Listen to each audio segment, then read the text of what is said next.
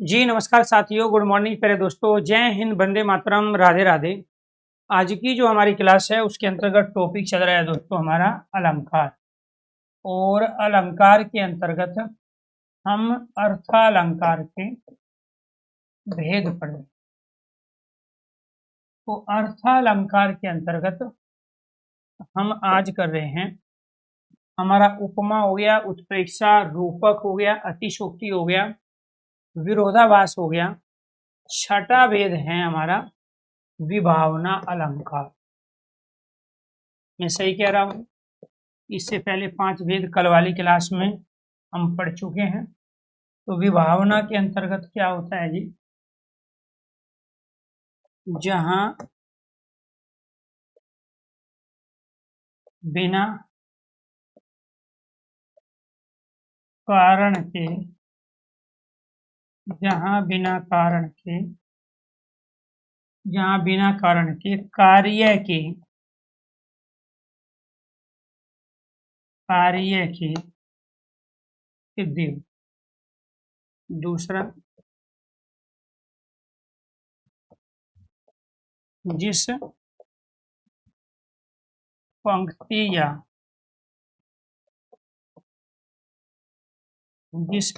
या वाक्य में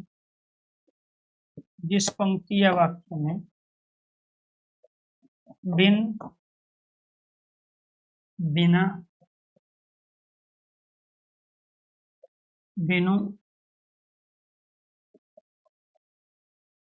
बिनी जिस पंक्ति या वाक्य में बिन बिना बिनु बिनी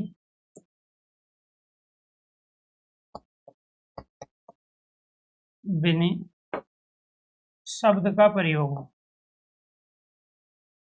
शब्दों का जिस पंक्ति या वाक्य में बिन बिना बिनु बिनी शब्दों का प्रयोग हो, वो क्या कहलाता है? विभावना अलंकार कहलाता है। जैसे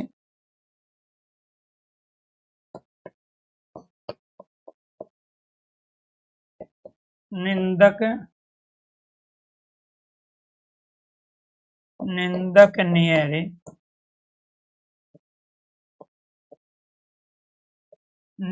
नियरे राखिए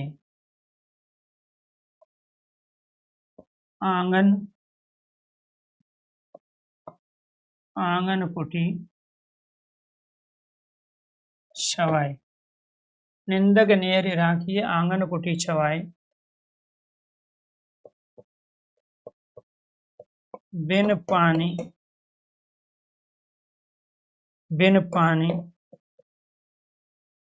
साबुन बिना नियरे राखिए आंगन कुटी छवाए। बिन पानी साबुन बिना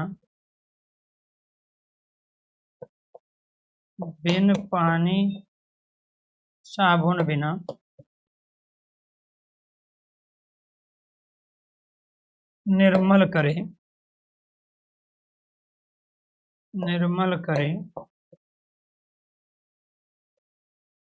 तो है। इस पंक्ति में यहाँ बिन का भी प्रयोग हो गया और बिना का भी प्रयोग हो गया, यानी कि बिना कारण के यहाँ कार्य हुआ। निंदक ने ये राखी, आपको अपने पास एक निंदक रखना चाहिए जो आपकी आलोचना करे, आप में कमी निकाले, दूसरों के आगे आपकी बुराई करे। उससे क्या होगा कि आप में कोई वास्तव में अगर बुराई होगी, गंदी आदत होगी, तो आप उससे बचोगे। लेकिन अगर आपकी प्रशंसा होती रहेगी तो और कॉन्फिडेंस में आओगे। तो ये कहा कि निंदक ने ये राखी आंगन कुटी छवाए। अगर आपके पास निंदक है, कोई आपका पड़ोसी, आपका रिश्तेदार है, आपका कोई दोस्त है, तो आपके अंदर जो कमी है उस कमी को आप दूर कर लोगे। बिन पानी, जैसे बिना पानी साबुन के निर्मल करे स्वाए, तो वो निंदक जो काम करेगा बिना पानी साबुन के, ठीक है, जिस तरीके से इंसान स्वच्छ बन जाता है, तो ऐसे ही जो मन में हमारे द्वंद्व है, मन में जो हमारे नेगेटिव इमोशंस है, भाव है, वो हमारे दूर हो जाए। इसके बाद दूसरा उदाहरण, बिनु पग चले, पैर है नहीं चल रहे हैं। सुने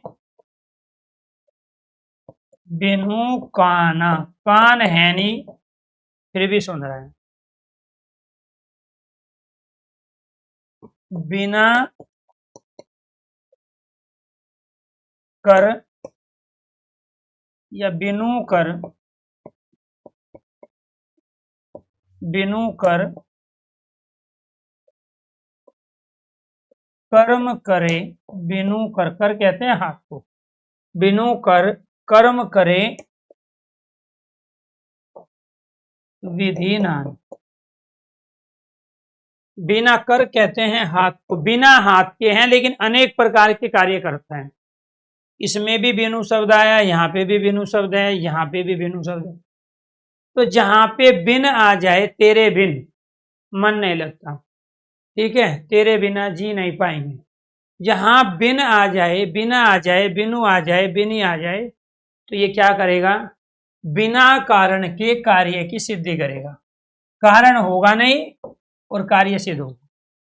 ठीक है, पैर है नहीं चल रहा है, कान है नहीं सुन रहा है, हाथ है नहीं अनेक प्रकार के कार्य कर रहा है, तो ये क्या कहलाया, विभावना अलंकार। यहां तक अगर चीजें क्लियर हो गई हो तो एक बार सारे स्टूडेंट ओके कीजिए। इसकी विभावना की कंडीशन अगर समझ में आ गई हो तो एक बार सारे स्टूडेंट ओके कीजिए, यस कीजिए। इसके बाद 7वीं कंडीशन है भ्रांतिमान अलंकार। कौन सा अलंकार है, भ्रांतिमान अलंकार। कहाँ होगा, जहां पहले भ्रम होगा फिर भ्रम टूट जाएगा। जहां पहले, जहां किसी वस्तु में, जहां किसी वस्तु में किसी दूसरी वस्तु का, जहां किसी वस्तु में किसी दूसरी वस्तु का, वस्तु का पहले भ्रम, पहले भ्रम भ्रांति हो, तब भ्रांति हो और फिर दूर हो जाए, फिर कुछ समय बाद भ्रम दूर हो जाए, भ्रम दूर हो जाए, वो क्या कहलाता है, भ्रांतिमान।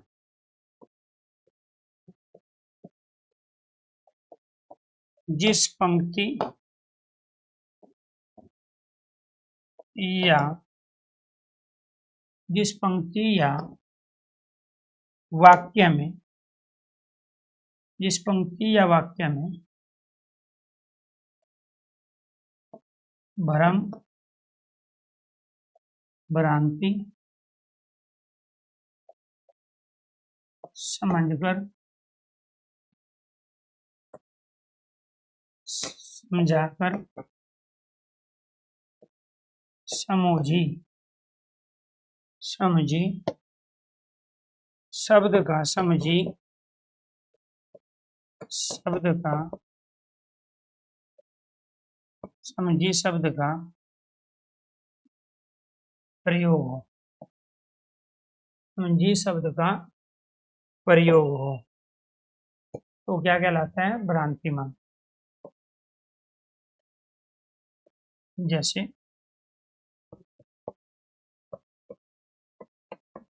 नाक का मोती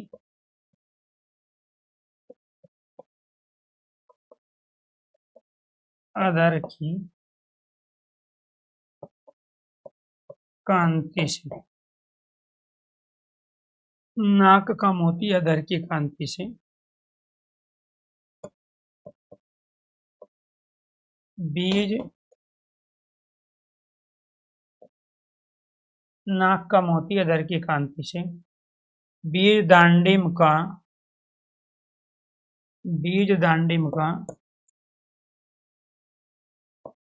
समझकर भ्रांति से, बीज दांडिम का समझकर नाक का मोती अधर की कांति से, बीज दांडिम का समझकर भ्रांति से,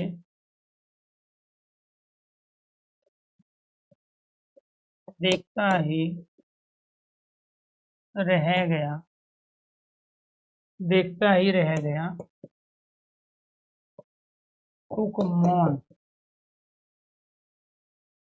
यह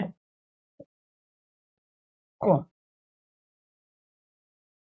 तो एक तो इसमें समझकर शब्द आ गया, दूसरा इसमें भ्रांति शब्द आ गया, और यहां पर कहाँ है भ्रांति, ये रहा, समझकर कहाँ है, ये रहा।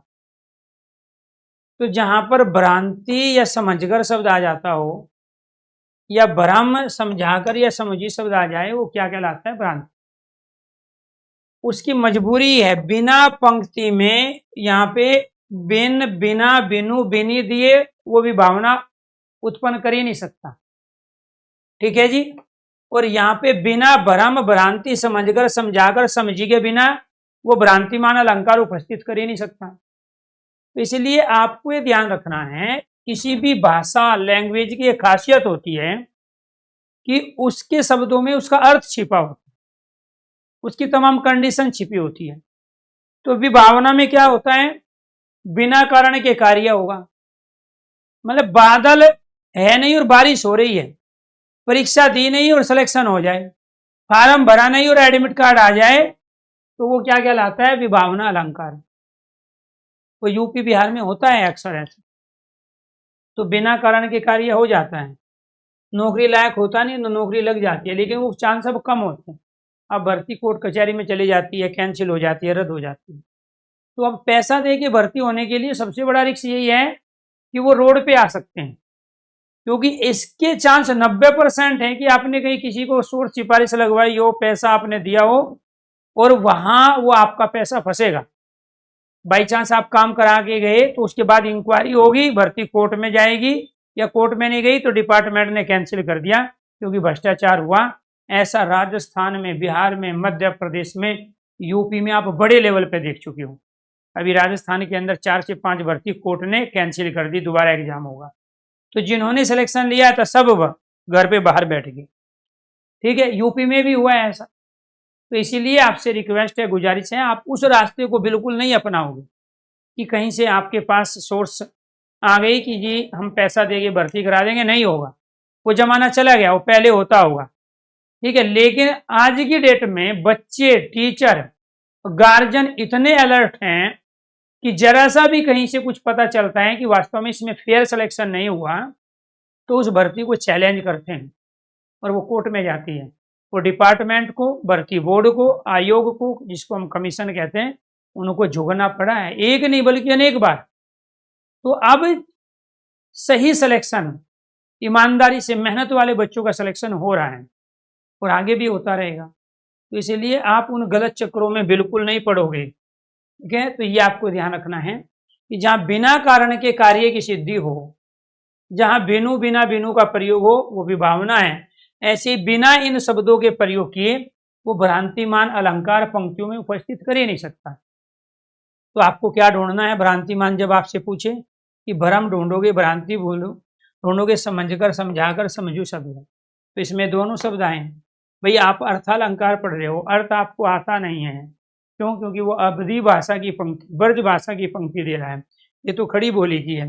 नाक का मोती, एक स्त्री है, नाक में मोती पहने हुए हैं अधर की कांति से। अधर कहते हैं होठ, होठ जो है उसके लाल है, तो लाट होल होठ की जो परछाई है वो नाक के मोती पे पड़ रही है। बीज दांडिव का समझकर भ्रांति से। तो एक तोता, सुख कहते हैं तोते को, तो तोता पेड़ पे बैठा है, एक स्त्री जा रही है, नाक में मोती है, लाल होठ है, लाल होठ की परछाई नाक के मोती पे पड़ गई, ये तोता उसको अनार का दाना समझ लेता है। बीज कहते हैं दाने को, दांडिम कहते हैं अनार को। तो उस नाक के मोती में किसका भ्रम हो गया? अनार के दाने। किस वजह से भ्रम हुआ?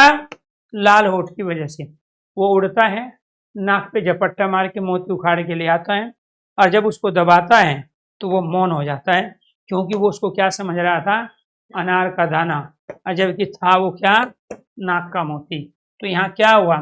नाक के मोती में अनार के दाने का भ्रम हुआ। नाक के मोती को क्या समझा? नाक के मोती को अनार का दाना समझा। इसी वजह से इसमें कौन सा अलंकार हो गया? भ्रांतिमान। जहां किसी वस्तु में किसी दूसरी वस्तु का पहले भ्रम भ्रांति हो, फिर कुछ समय बाद भ्रम दूर हो जाए। यहाँ पे भ्रम हुआ और यहाँ भ्रम दूर हो गया। वो कह रहा है यह कौन? देखता ही रह गया सुख मौन की, यह कौन? यथार्थ में तो अनार का दाना सोच रहा था, लेकिन ये तो कुछ और निकला। तो यहाँ भ्रम दूर हुआ और यहाँ पे भ्रम, तो उसको क्या बोला गया? भ्रांतिमान अलंकार। क्लियर है जी? यहाँ तक क्लियर है? एक बार सारे स्टूडेंट ओके कीजिए, यस कीजिए। इसके बाद आपका 8वां क्या है? संदेह अलंकार। क्या है जी? भ्रांतिमान और संदेह में अंतर क्या है? संदेह में संशय हुआ, संशय अर्थात संदेह, संशय अर्थात संदेह। तो ये आपको ध्यान रखना है। संशय अर्थात क्या है जी? संदेह। यहाँ क्या होगा? जहां एक वस्तु में, जहां एक वस्तु में किसी, जहां एक वस्तु में किसी दूसरी वस्तु का संशय हो, और जहां एक वस्तु में किसी दूसरी वस्तु का संशय हो और संदेह और संशय अर्थात संदेह अंत तक बना रहे, अंत तक बना रहे। हाँ, तो भ्रम दूर हो जाता है होने के बाद। यहाँ पे अंत तक संशय क्या होता है? बना रहे। वो क्या कहलाता है? संदेह अलंकार। दूसरा, जहां जहां जहां पंक्ति या जहां पंक्ति या जहां पंक्ति या वाक्य में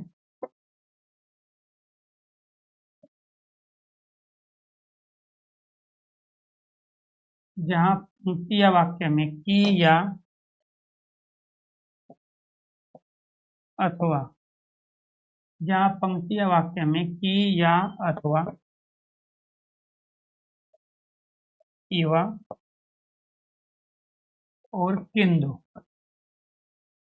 इवा किंतु शब्द का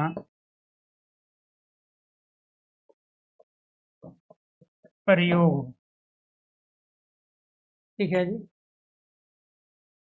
अगर आपको किसी पंक्ति में यहाँ पर ये वाला की दिखाई देता है, या दिखाई देता है, अथवा किवा या किंतु, तो वहां क्या होगा? संदेह।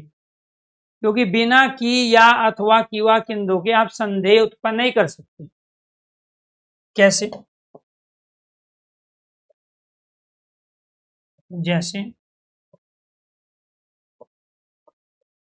ये काया है या शेष उसकी छाया है। जब भगवान राम, लक्ष्मण और सीता अयोध्या वापिस आते हैं तो लक्ष्मण अपनी पत्नी उर्मिला के शरीर को देखकर कह रहा है कि ये मैं उसकी काया शरीर को देख रहा हूं या उसकी परछाई को देख रहा हूं। एक तो इसमें क्या आ गया है, इसमें या आ गया। अब या आ गया है तो संदेह हो गया। तो कह रहा है ये काया है या शेष उसकी छाया है। तो उर्मिला को जब देखा, उर्मिला लक्ष्मण के विरह में, वियोग में इतनी दुबली पतली हो गई कि लक्ष्मण को समझ में नहीं आया कि यही मेरी पत्नी है या मैं उसकी केवल परछाई को देख रहा हूं। तो ये काया है, ये शरीर है उर्मिला का, या शेष उसकी छाया है, उसकी परछाई। ठीक है। दूसरा, ये विरह है अथवा वरदान है। ये विरह है अथवा वरदान है। आप में से बहुत सारे बच्चे घर मम्मी पापा, हाँ बेटा,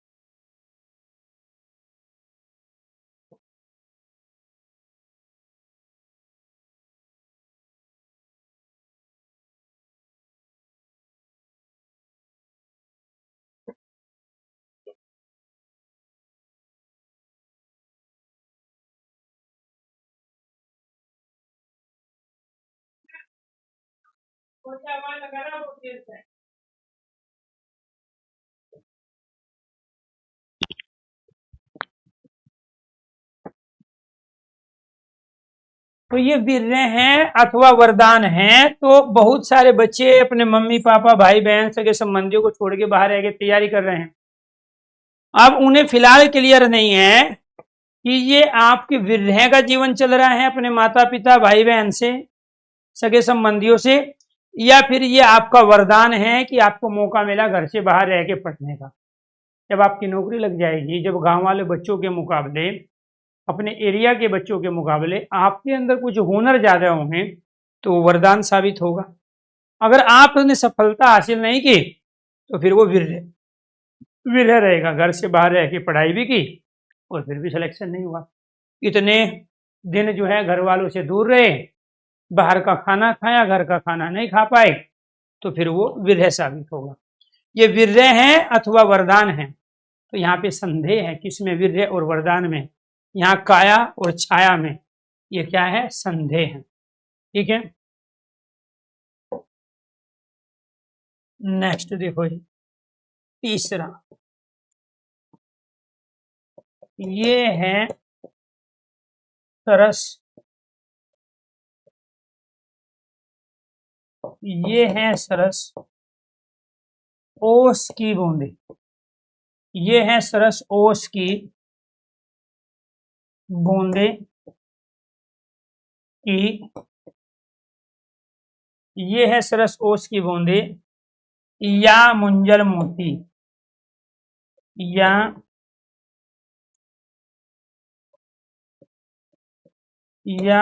मुंजल मोती।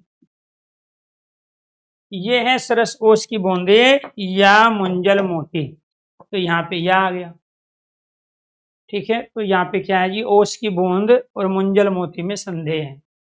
तो हम यहाँ पे की का भी प्रयोग कर सकते हैं। ये विरह है कि वरदान है, ये काया है कि शेष उसकी छाया है, या अथवा, ठीक है, या की का प्रयोग हम जहां करेंगे तो वो क्या कहलाता है, संदेह अलंकार। तो ये क्या हो गया जी आपका संदेह अलंकार। यहां तक क्लियर है? जी जी। यहां तक चीजें क्लियर है आपको। इसके बाद न हुआ, क्या है जी न हुआ, मानवीकरण अलंकार। मानवीकरण अलंकार कहाँ होगा जी मानवीकरण अलंकार? जहां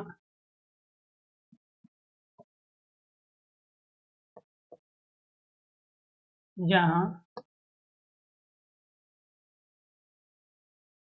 जहां जड़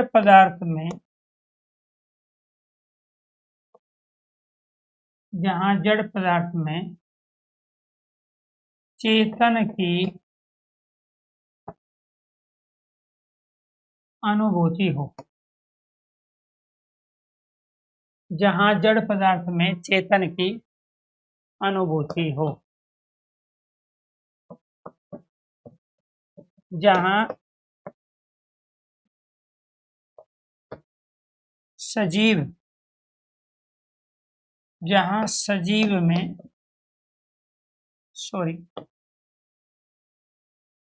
जहां निर्जीव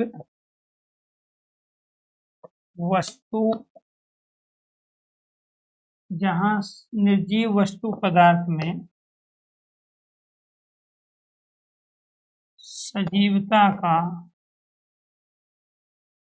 सजीवता या सजीव का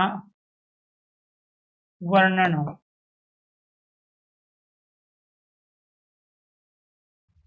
तीसरा जहां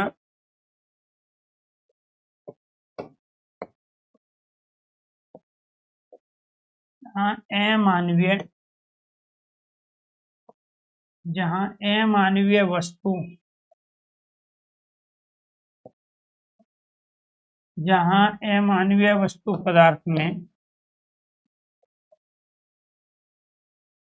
मानवीय गुणों का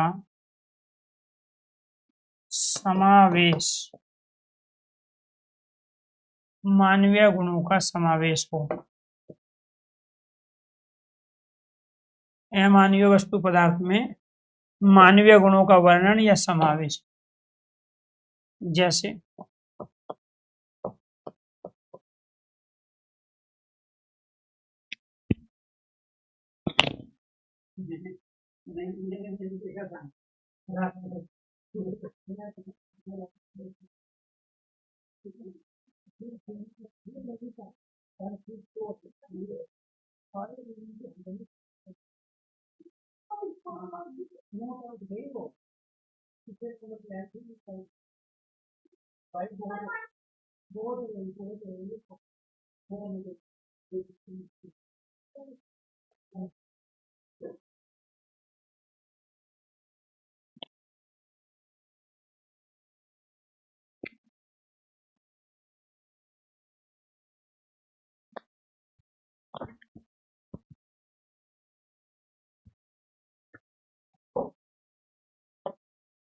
तो यहाँ पर क्या होगा जी मानवीय, जैसे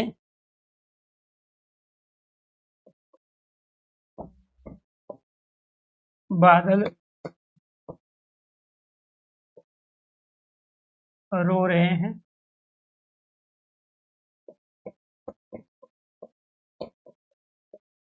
आसमान सो रहा है, फूल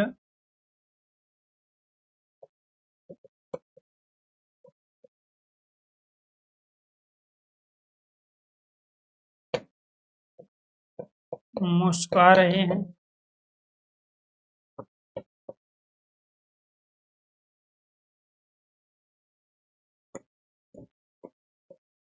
पेड़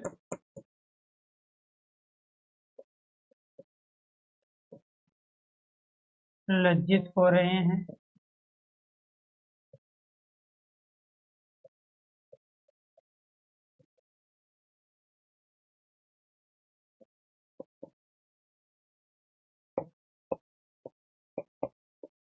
दीवारें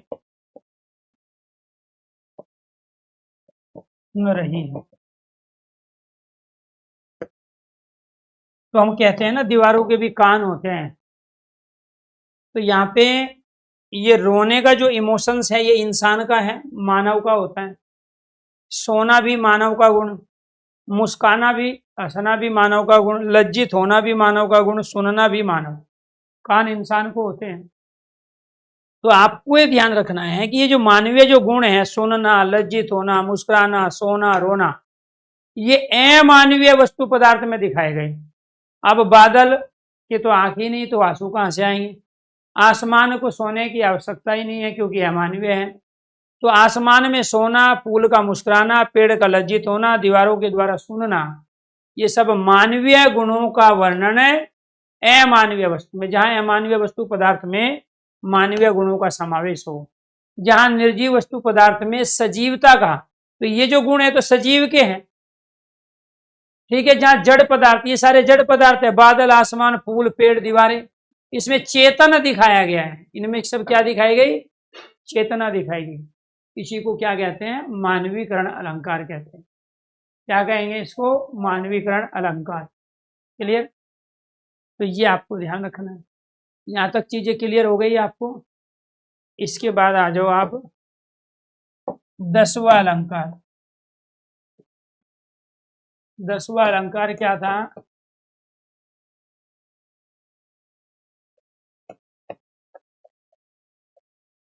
प्रतीप अलंकार। प्रतीप का शाब्दिक अर्थ क्या होता है? उल्टा। प्रतीप का शाब्दिक अर्थ क्या होता है? उल्टा।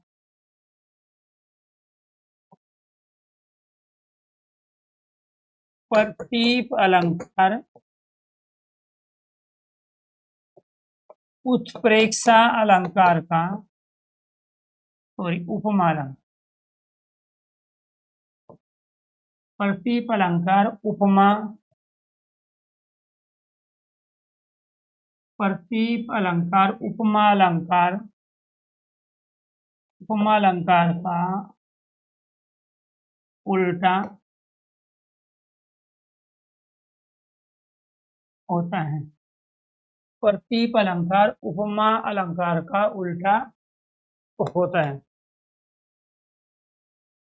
क्लियर? जहां उपमान के स्थान पर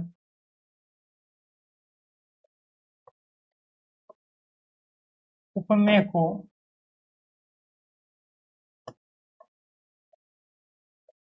उपमान के स्थान पर उपमेय को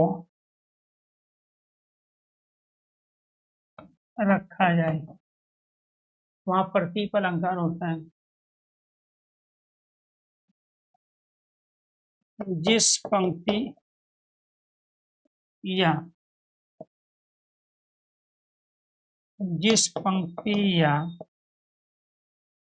वाक्य में, जिस पंक्ति या वाक्य में शेषा सी सम समान सरिस, जिस पंक्ति या वाक्य में शेषासी सम समान सरिस एव तुल्य जैसा वैसा आदि आदि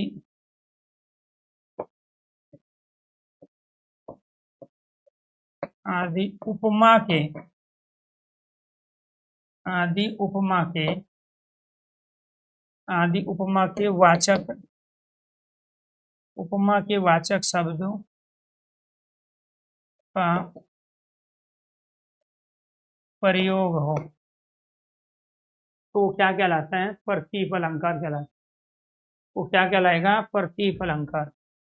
तो जिस पंक्ति या वाक्य में शेषासी समान सरिस इव तुल्य जैसा वैसा आदि उपमा के वाचक शब्दों का प्रयोग हो तो क्या कहलाएगा? प्रतीप अलंकार। क्लियर? तो ये आपको ध्यान रखना है। अभी इन्हीं का प्रयोग उपमा में भी होगा, तो अंतर क्या है? उपमान के स्थान पर उपमेय, इस बात का ध्यान रखना है। उपमान के स्थान पर क्या होगा, उपमेय को रखेंगे। जैसे यहां पर हमने कहा नेत्र के समान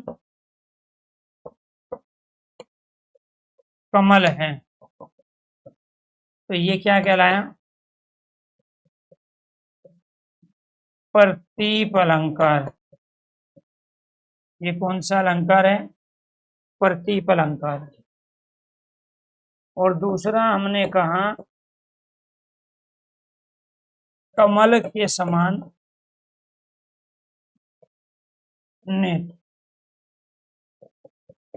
ये क्या कहलाया, उपमा अलंकार। ये क्या कहलाया, उपमा अलंकार। तो ये आपको ध्यान रखना है। देखो समान शब्द इसमें भी है, समान शब्द इसमें भी है।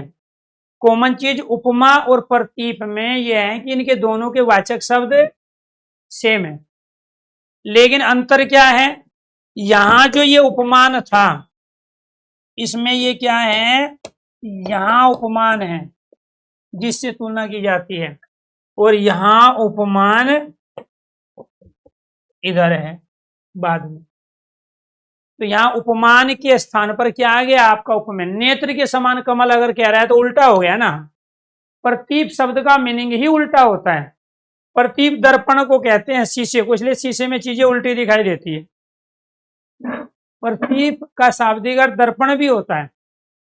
प्रतीप उपमा अलंकार का उल्टा, वो पूछेगा जैसे छंद में पूछता है, दोहे का उल्टा बताओ सोरठा, सोरठे का उल्टा बताओ दोहा। ऐसे यहां अलंकार में प्रतीप का उल्टा उपमा और उपमा का उल्टा प्रतीप। तो जब आप उपमान उपमेय का स्थान चेंज कर दोगे तो वो क्या कहलाएगा, प्रतीप अलंकार। क्लियर हो गए जी आपके 10 अलंकार। अब आ जाओ 11वें पे। 11वां अलंकार है अन्योक्ति अलंकार। कहाँ होगा अन्योक्ति, जहां किसी दूसरे को, जहां किसी दूसरे के, जहां किसी दूसरे के माध्यम से, जहां किसी दूसरे के माध्यम से किसी को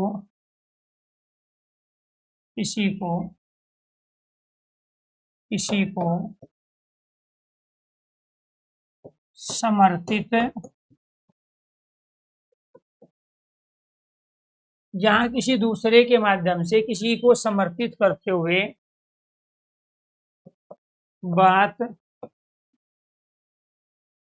कही, बात कही जाए, वो क्या कहलाता है, अन्योक्ति अलंकार। दूसरा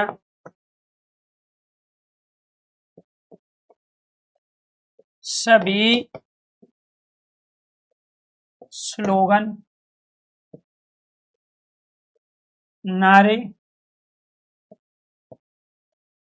सुक्ति, ध्येय वाक्य, ध्येय वाक्य अन्योक्ति अलंकार के अंतर्गत आते हैं। ध्येय वाक्य अन्योक्ति अन्योक्ति अन्योक्ति अलंकार के अंतर्गत आते हैं।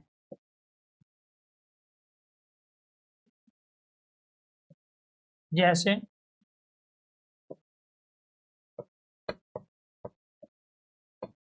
जल ही जीवन है,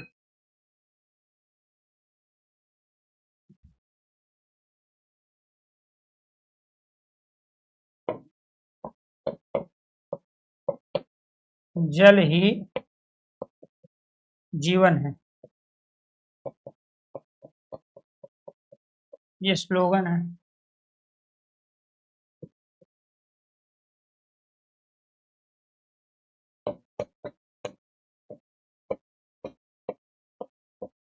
तुम मुझे खून दो, तुम मुझे खून दो, मैं तुम्हें आजादी दूंगा।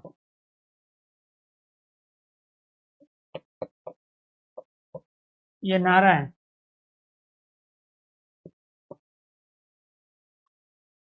ये क्या है? नारा। सुक्ति।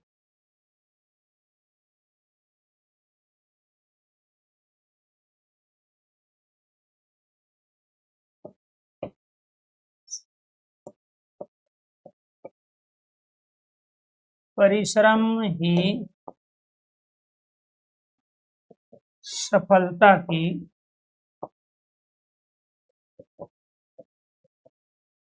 पूंजी है। ये सूक्ति है, सुंदर उक्ति। और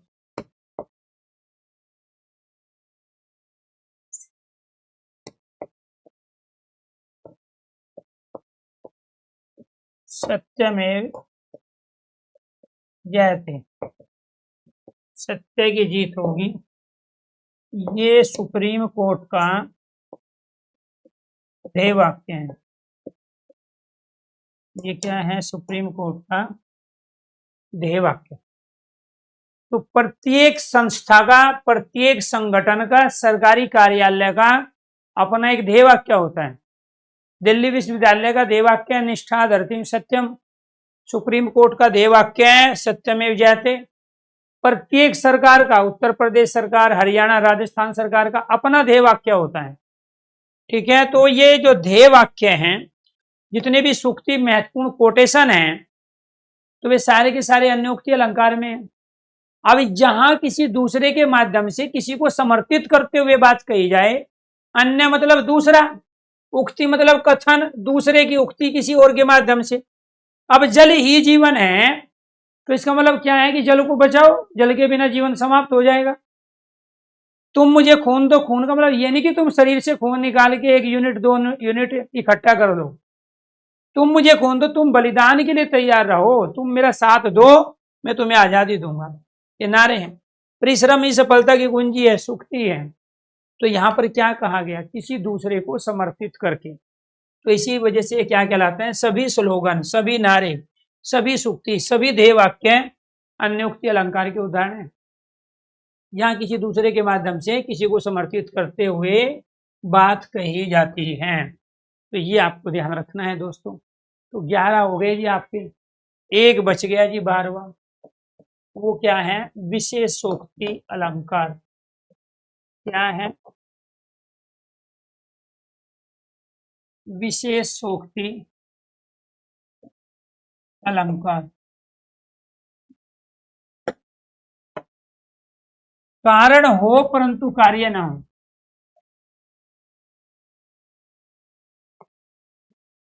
जहां कारण के होते हुए, जहां कारण के होते हुए भी कार्य न हो पाए, जहां कारण के होते हुए भी कार्य न हो पाए, वो क्या कहलाते हैं? विशेष सोक्ति कहलाते हैं। इसका उल्टा विभावना है जी। क्या है उल्टा? विभावना।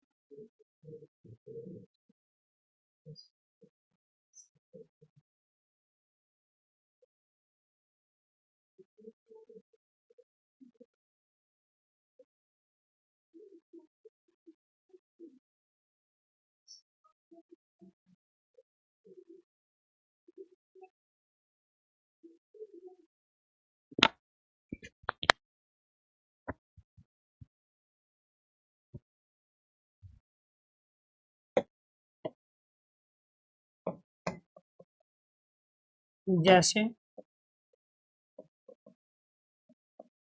दो दो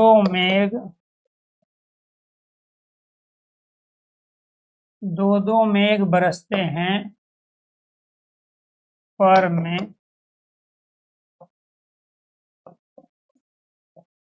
प्यासी की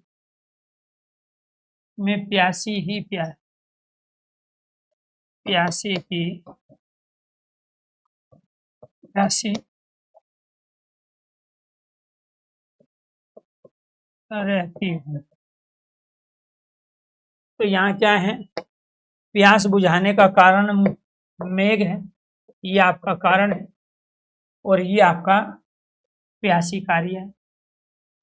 कारण के होते हुए मेघ के बरसने पर भी प्यासी की प्यासी, तो ये है। इसके बाद इसको क्या कहेंगे, विशेषोक्ति अलंकार। विशेषोक्ति अलंकार विभावना अलंकार का, विशेषोक्ति अलंकार विभावना अलंकार का उल्टा होता है, उल्टा होता है। क्यों? वहां बिना कारण के कार्य होता है। यहां बादल है लेकिन बारिश नहीं है, वहां बिना बादल के बारिश हो रही थी। यहां आपने फार्म भरा, एडमिट कार्ड आया लेकिन सफलता नहीं मिली। आपने मेहनत के लिए की लेकिन सरकारी नौकरी नहीं मिली, उसको कहते हैं विशेषोक्ति। तो दो दो मेघ बरसते हैं, आपको दो दो मौके मिले लेकिन सिलेक्शन नहीं ले पाए। आपको एक साल में 4 बार मौके मिले फार्म भर के सिलेक्शन लेने के, लेकिन सारे के सारे मौके आपने जाने दिए, उसको कहते हैं विशेषोक्ति। तो विशेषोक्ति जो शब्द है ये बना कैसे हैं, ये इसमें विशेष और उक्ति का अर्थ होता है कथन। तो कोई विशेष कथन क्या कहलाता है, विशेषोक्ति। कौन सी संधि है, गुण स्वर संधि है विशेषोक्ति। तो दो दो मेघ बरसने पर भी प्यासी की प्यासी रहना विशेषोक्ति अलंकार का उदाहरण है। तो जहां कारण के होते हुए भी कार्य न हो पाए, जहां कारण के होते हुए भी कार्य की सिद्धि ना हो, वो क्या कहलाता है, विशेषोक्ति अलंकार। और ये हो गए जी आपके पूरे कंप्लीट। तो दोस्तों आपको ये ध्यान रखना है, मैंने कहा था परीक्षा की दृष्टि से शब्दालंकार के कुल 7 ही भेद होते हैं, मैंने सातों के सातों आपको कराए। परीक्षा की दृष्टि से अर्थालंकार के तो भेद 42 हैं। काव्य के अंदर 36 में प्रयोग काव्य में किया गया है, लेकिन हमने केवल 12 ही अलंकार किए हैं। और ये 12 ही अलंकार आपकी तमाम परीक्षाओं में पहले भी, अभी भी और आगे भी पूछे जाएंगे। तो अगर जितना पढ़ाया गया उसको बहुत अच्छे से अगर आप कंप्लीट कर लो, तो इससे बाहर आपकी परीक्षा में कुछ नहीं आएगा। कई बार बहुत सारे बच्चे जरूरत से ज्यादा सीरियस होते हैं, जरूरत से ज्यादा पढ़ते हैं और जरूरत से ज्यादा सोचने लगते हैं।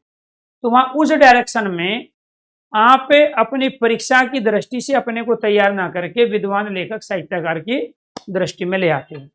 जैसे आप में से एक बच्चा भी पूछ रहा था, ठीक है सर, भ्रांतिमान में संशय दूर हो जाता है लेकिन संदेह में दूर नहीं होता। तो यहां पर कैसे हो गया जी, देखना सब कुछ बता रहे हैं आपको।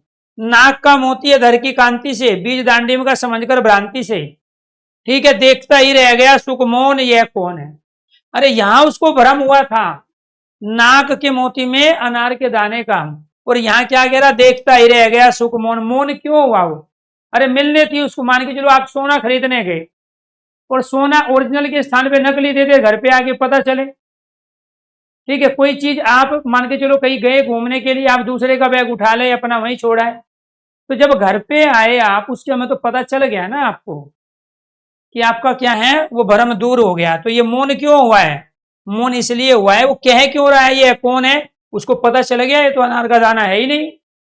तो यहाँ तो दूर अपने आप ही हो रहा है। अर्थ अलंकार पढ़ रहे हैं तो अर्थ से निकालोगे ना।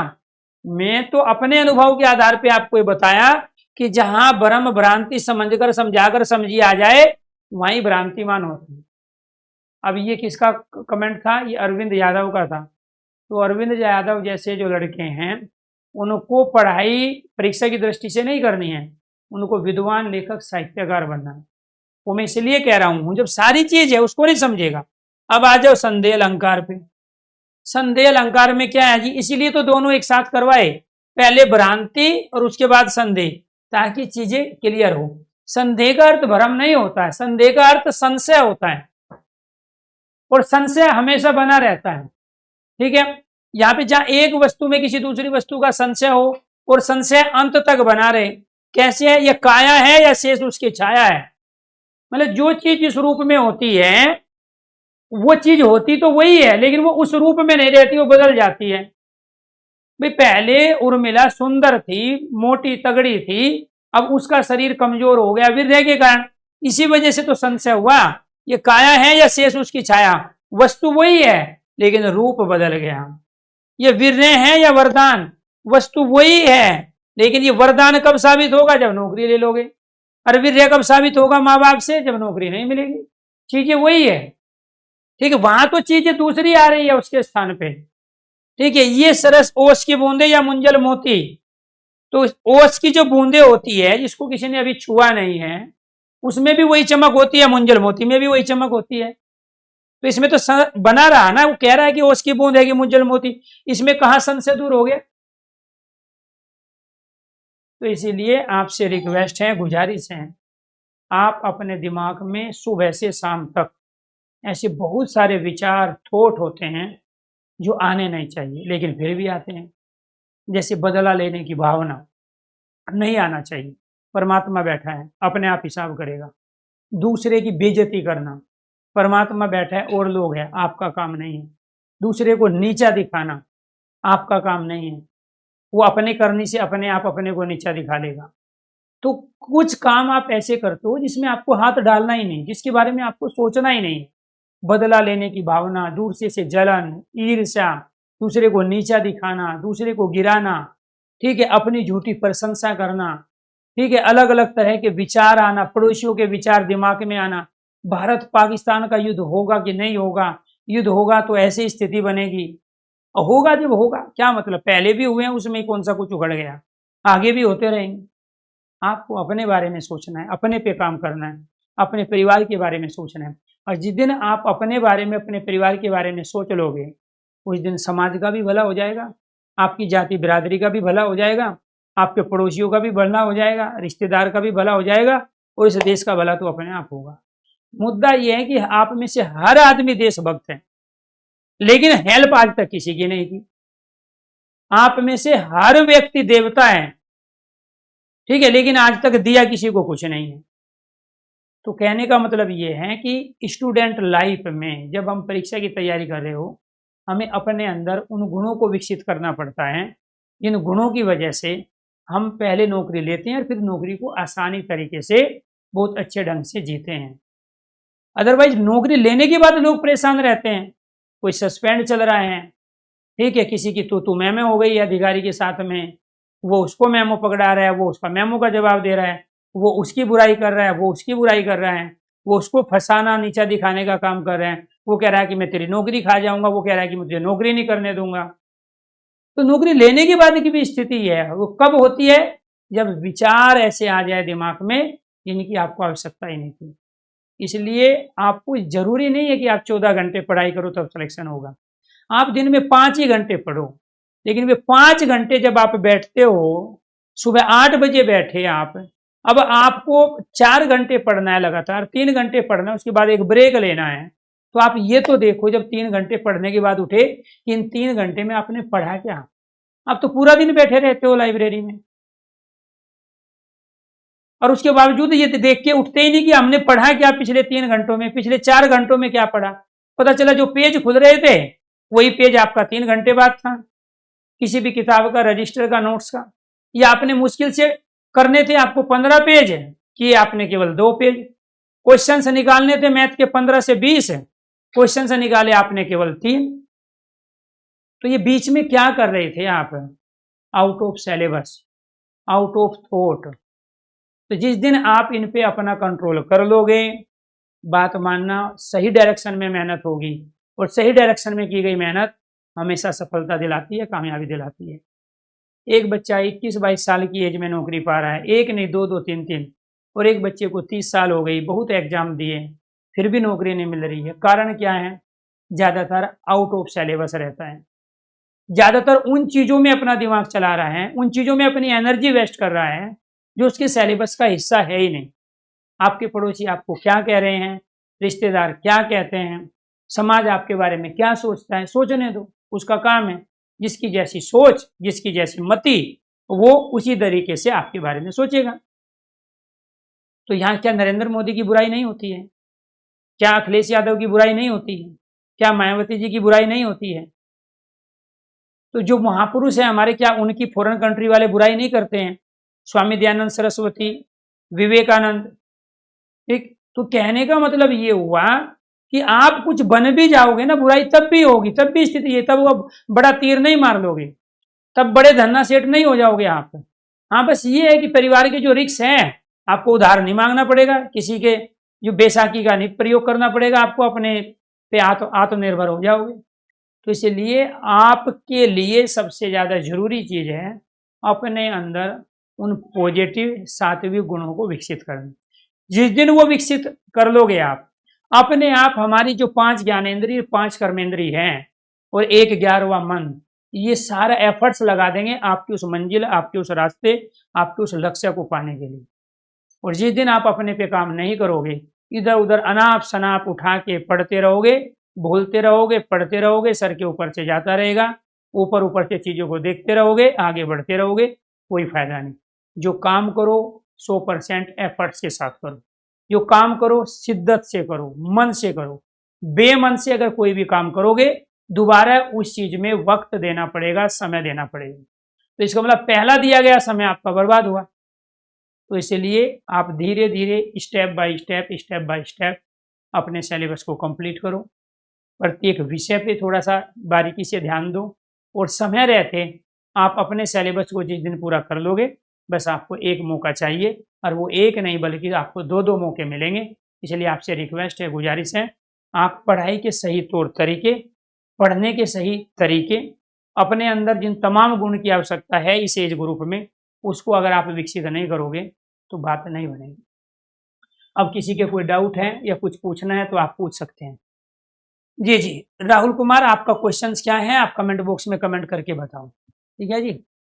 यूपीएसआई का फुल मॉक टेस्ट कब लगाना शुरू करें? आप जब भी टॉपिक कंप्लीट हो जाए, पहले topic wise Hindi by sir YouTube channel पे जाओ, वहाँ टॉपिक वाइज मैंने 3 बार पूरा हिंदी का सिलेबस कराया है। जो टॉपिक आपने पढ़ लिए हैं उसकी मैराथन क्लास, टॉपिक वाइज उसकी class Hindi by sir YouTube channel से आप प्रैक्टिस कर लो। सभी दोस्तों को नमस्कार, धन्यवाद।